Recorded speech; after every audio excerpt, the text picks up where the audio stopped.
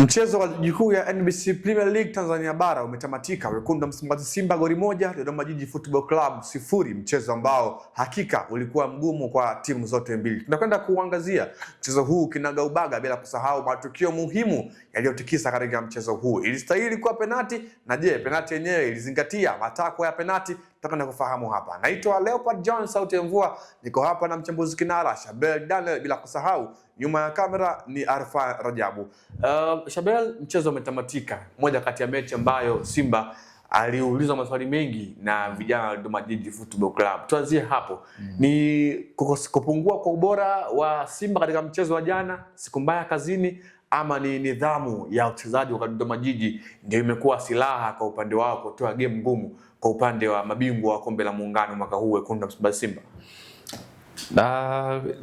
Ni combination ya sababu nyingi kwenye mchezo wa Dodoma na Simba jana.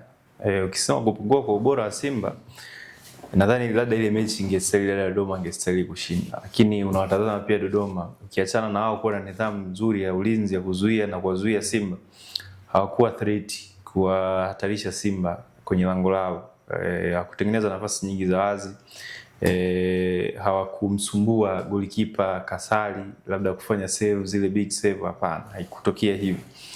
Lakini muktadha mwingine ambao unaweza kutazama mchezo wa jana, kwa nini ulikuwa ushindani na ukaonekana kama vile upo kati, ni kwa sababu ya mechi mfululizo za hizi timu zote mbili, Simba na Dodoma. Dodoma wametoka kucheza mechi mbili ngumu, tough, dhidi ya Yanga, dhidi ya Mashujaa. Simba wametoka pia kucheza mechi mbili tough, dhidi ya TRA, dhidi ya Coast pia. Kwa hiyo nadhani ilikuwa ni mechi ngumu ambazo zimefyonza sana energy ya wachezaji, nishati zimewatafuna sana nishati ya wachezaji. Kwa hiyo nishati ikipungua ya wachezaji, automatically ufanisi pia kiwanjani unakuwa wa chini sana. Ndio maana jana ni kama mechi ilikuwa ya ushindani, lakini ilikuwa haivutii. Yani ilikuwa ina ushindani, lakini kiuchezaji, kiufundi ilikuwa haivutii, kwa sababu wachezaji wengi walikuwa wanafanya makosa mengi binafsi ya kiufundi. Pasi hazifiki kwa mlengwa, mipira inapotea kirahisi. Kwa hiyo hii yote ni kutokana na ufanisi kuwa wa chini kiufundi. Lakini unaweza kuona labda wachezaji walioingia kwenye vikosi ambao hawakutumika kwenye mchezo uliopita. Kwa mfano kwenye kikosi cha Simba alianza Kapombe, at least energy ulikuwa unaiona. Neo Maema pale katikati alikuwa superb, energy ulikuwa unaiona, kwa sababu ni wachezaji ambao hawajacheza mechi hizi zilizopita mbili mfululizo katika vikosi vya kwanza. Kwa hiyo at least kulikuwa kuna kitu kipya unakiona. Kwa upande wa Dodoma ni ngumu kuwaona wakirotate, kwa sababu hawana machaguo mengi sana ukiachana na eneo lao la ushambuliaji. At least mbele kulikuwa kuna mabadiliko ya wachezaji kwenye front line. Alianza Beno Ngasa kushoto, Faraji Kayanda namba 9. Lakini hao ndio wachezaji wawili kwenye eneo la ushambuliaji la Dodoma ambao hawakuanza mechi iliyopita dhidi ya Mashujaa. So mechi iliyopita dhidi ya Mashujaa alianza Waziri pamoja na Idi Kipagwile. Lakini viungo wao watatu pale katikati huwa ni wale Mwana Kibuta, Nelson Munganga na Salmin Hoza. Nyuma huku backline haijawahi kubadilika. Kwa hiyo kiasi fulani fatiki ile ilikuwa ni nzito kwao, mchoko. Kwa muda mwingi wakawa wanazuia, lakini katika nyakati kama hizo unahitaji sasa uwezo binafsi wa wachezaji, kitu ambacho hakikutokea kwa Dodoma, kikatokea kwa Simba. Individual brilliance ya Elie Mpanzu ikatengeneza penati ambayo ilizaa bao la Simba. Sawa, tuanzie hapo kwenye penati ambayo ndio ilitengeneza goli la Wekundu wa Msimbazi Simba. Kumekuwa na maneno mengi, pengine haikustahili hata kuwa mkwaju wa penati, lakini sawa, imeshakuwa penati. Namna ambavyo mkwaju wenyewe umepigwa, wengi wakisema kwamba golikipa tayari alikuwa ameshatoka kwenye mstari kabla ya penati kupigwa, lakini pia Elie Mpanzu alikuwa ameshaingia kwenye boksi kabla ya penati kupigwa. Ukweli wa swala hili ni lipi? Mwamuzi Ali Mnyupe aliteleza katika tukio lile moja kwa moja, ama Simba walistahili kupata kile ambacho amekipata?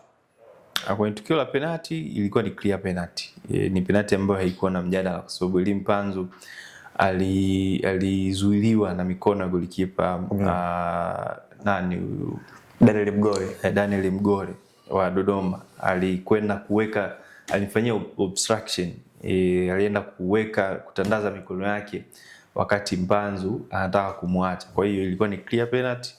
Credit kwa mwamuzi Elie Mnyupe, aliona tukio vizuri sana. Lakini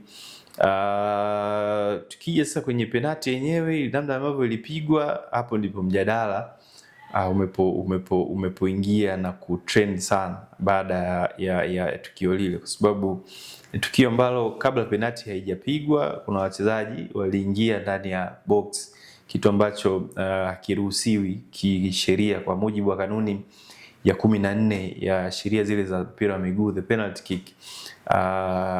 Lazima goalkeeper na mpigaji wa penalty ndio wanaotakiwa kuwa ndani ya 18 box lile, lakini the rest wachezaji wote wanatakiwa kuwa nje ya eneo la 18, nje, hata nje ya ile D ile. Inatakiwa wakae mita zisipungua 9, yani mita 9 kutoka mpigaji anapopiga, ili wasimfanyie obstruction ama vurugu ili akashindwa kutekeleza jukumu lake. Kwa hiyo ukiangalia ile tukio, Chama wakati anaenda kupiga ile penalti, kabla mpira hujatoka mguuni, tayari Mpanzu alikuwa yupo ndani ya boksi tayari. Kuna engo pia ambayo nimeiona, kuna wachezaji wa Dodoma kulia kwa Chama walikuwa wameshavamia boksi kwenda kufanya labda tukio la kuzuia, labda kama goalkeeper amefanya save au mpira umegonga nguzo. Kwa hiyo ni penalti, tukio ambalo lilistahili goli. Chama alikosa mwisho wa siku, na rebound ikamkuta Mpanzu ambaye alinufaika na kuingia mapema ndani ya box na akaweza kufunga.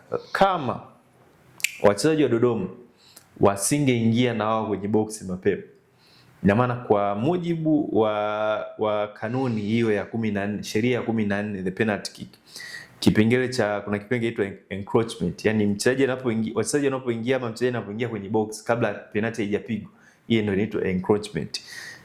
Adhabu yake ni nini? Kwa mfano Mpanzu angeingia mwenyewe afu wachezaji wa Dodoma hawajaingia kwenye box, mwamuzi alitakiwa kama penalty angefunga Chama, goli lisingesimama. Ina maana ilitakiwa Dodoma wapewe indirect free kick. Wapewe pigo ambalo sio la moja kwa moja lielekee lango la Simba, kwa sababu Mpanzu ameingia kwenye box akiwa anajaribu kucheza ule mpira. Lakini kwa vile tukio lile wachezaji wote, kwa engo nyingine ilivyokuwa inaonyesha kwamba wachezaji wote wa timu zote mbili waliingia ndani ya box kabla penalty haijapigwa, basi ile penalty ilistahili kurudiwa. Kwa vile Chama alikuwa amekosa, ilistahili kurudiwa ile penalty kwa mujibu wa kanuni. Hizi ni kanuni za sheria ya 14, the penalty kick. Ile penalty ya Chama ilistahili kurudiwa kwa sababu alikosa. Hata kama Mpanzu alifunga rebound, lakini ilitakiwa irudiwe kwa sababu wachezaji wote wa timu zote mbili waliingia ndani ya 18. Kwa hiyo mwamuzi alitakiwa kukifanya kwa kusaidiana na waamuzi wasaidizi, walistahili kung'amua ile tukio la wachezaji kuingia mapema kabla penalty haijapigwa, ili wasimondolee utulivu mpigaji Chama. Na mwisho siku alikosa. Na maana kama Chama alikosa, anaweza ka-argue kwamba niliondolewa utulivu na wachezaji wa Dodoma kwa sababu walitaka kuja kunizuia nisitekeleze ile tukio vizuri. Kwa hiyo mwamuzi aliteleza. Lakini kwa issue pia goalkeeper, kama ni kweli alitoka mapema kwenye mstari. Kwani wewe ukuona?